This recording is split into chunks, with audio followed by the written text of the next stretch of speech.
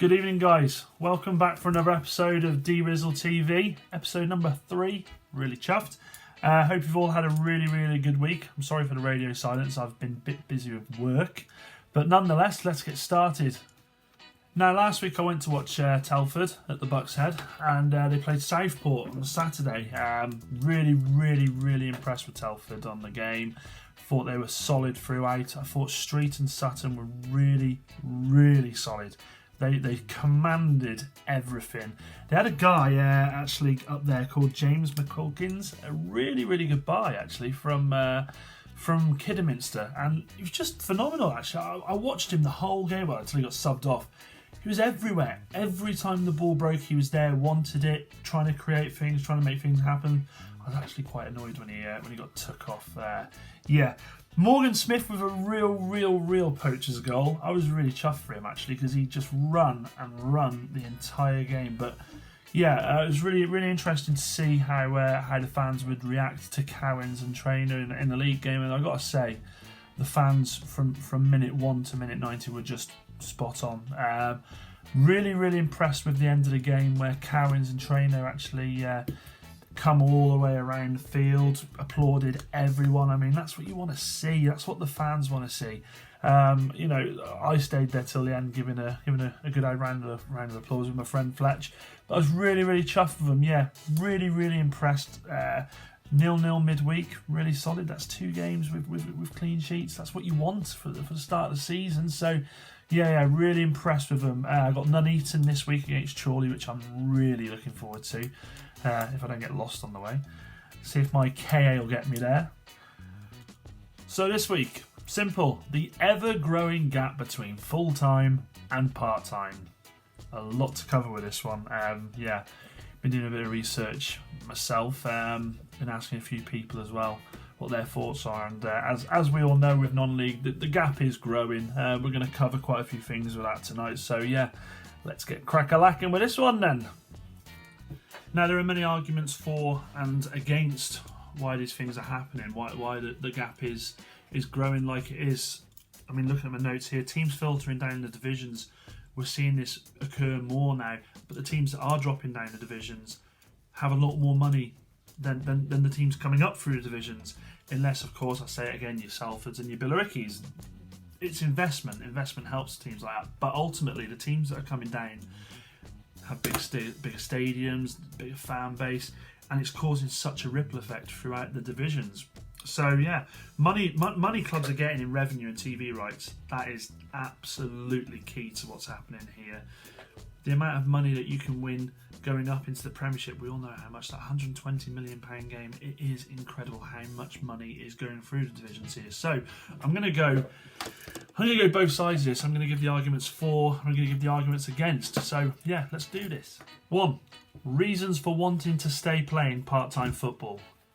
The player, simple as that. A lot of players are settled in the full-time jobs that they actually have and are happy to do leave the football as a part-time gig.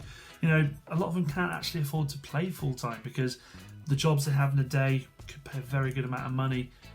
Coming into full-time, it's not the same wages as the Premier League, as the Championship. So there's no fairy tale end there, I'm afraid, for becoming a full-time footballer and earning the mega bucks. It's as simple as that.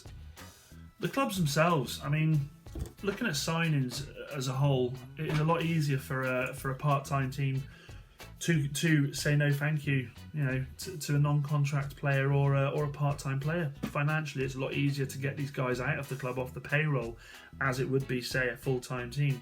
Full-time team, you either got to pay them a lot of money to get off, or you have to put them on the transfer list. And a lot of times in non-league, it's harder to move these players on because they don't have the agents that they do in the higher divisions. So, I do think the clubs have a big part to play in this. I mean, as I say, financial, it's as simple as that. You can't afford to turn around and say, signed by an ex-manager, not fitting in my team now, we'll just pay him the termination of the contract and get him off.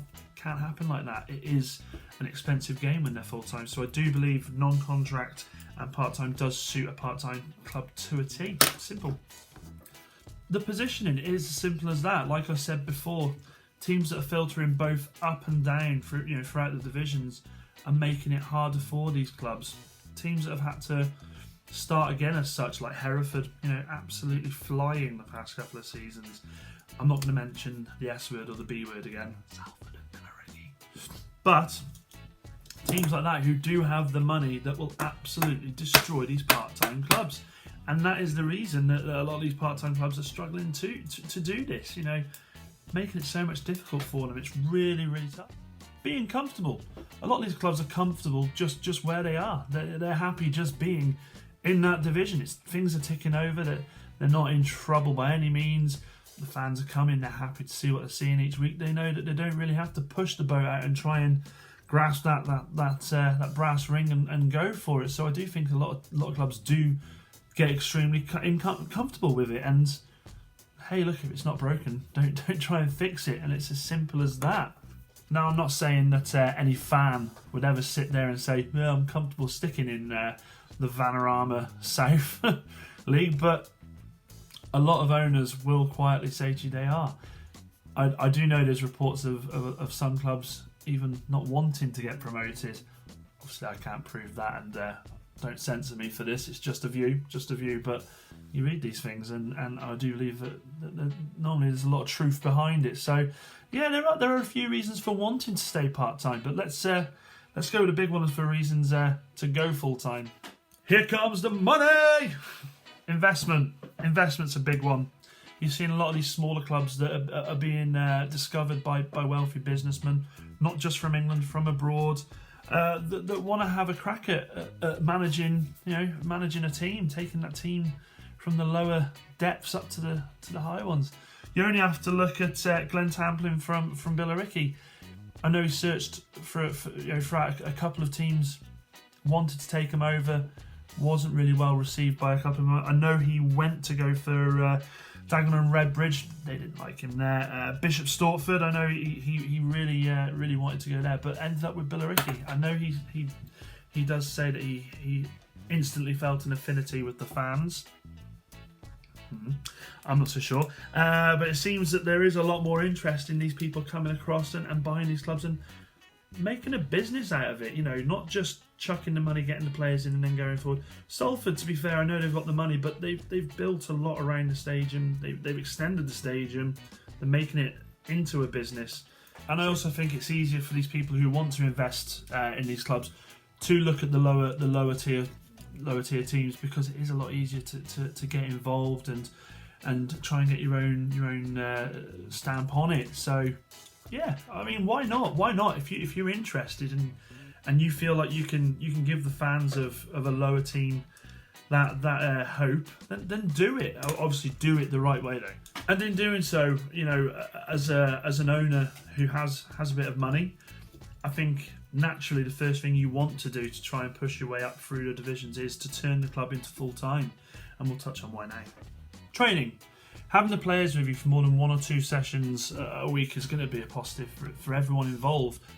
Being able to work with the lads without a few days going between each session is obviously going to be a plus for everyone involved. Any manager will tell you that being able to work with the lads on each drill that you want to and on tactics going into the next game is going to be a bonus for everyone involved. Being able to go over what happened in the previous game, where things went wrong, having the players there full time is always going to be a positive. I think any manager will tell you that they would much rather have the players 4 days a week than having them the 1 or 2, knowing that their mind isn't wandering with their other job, that they're focused on everything that needing to go forward in the next game. Also being able to keep track on their diet. I know that Arsene Wenger was a massive advocate for the whole making sure the players' diets were up to scratch. And that's filtered through the divisions. Of course it has. You don't see a non-league bloke having fish and chips on a Saturday after a game, going out getting sloshed. It's a factor now. Footballers are no longer just footballers. They are athletes, and that filters down the divisions. So I do think training is absolutely key to any full-time team. Simple. Ambition. Ambition is absolutely the key to this. Teams that are playing part-time football that want to compete, they haven't to have the ambition to make the jump, to go for it, to become a full-time team. As we know, the pool of players that are available now is just growing year on year, because these players who want to make it in the higher divisions and they're being told no from a young age, are dropping down, having to start again.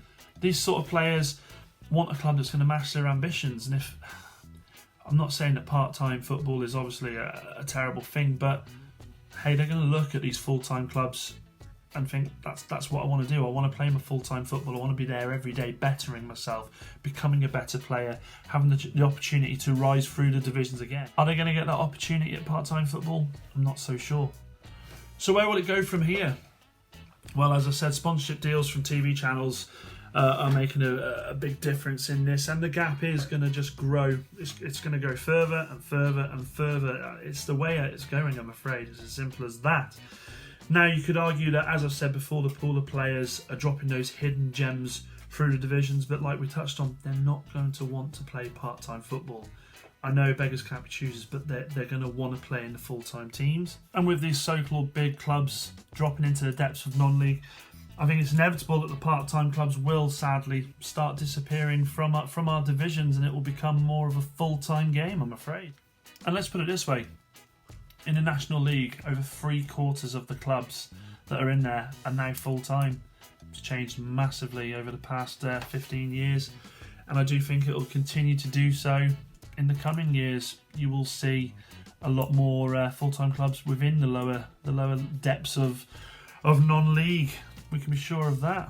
But it's not all bad. As I said, people are investing. Football is thriving. It's definitely nowhere near the ITV digital days. So I do think the future is bright for non-league football. Well, we all know that. The sport's getting better. Clubs are getting stronger. So whereas the argument is the gap between full-time and part-time growing, at the end of the day, it doesn't matter as long as the clubs are still competing. So that's it for this episode. Thanks very much for dropping by again. Next episode will air on Sunday, possibly Monday morning, as long as I'm not called into work. If there are any questions that you'd like to ask, put them in the comments below. If you're new, hello, welcome. There's a subscribe button there with your name on it. Just click, click, click, click, click. Thanks for dropping by, guys. This is D Rizzle, over and out.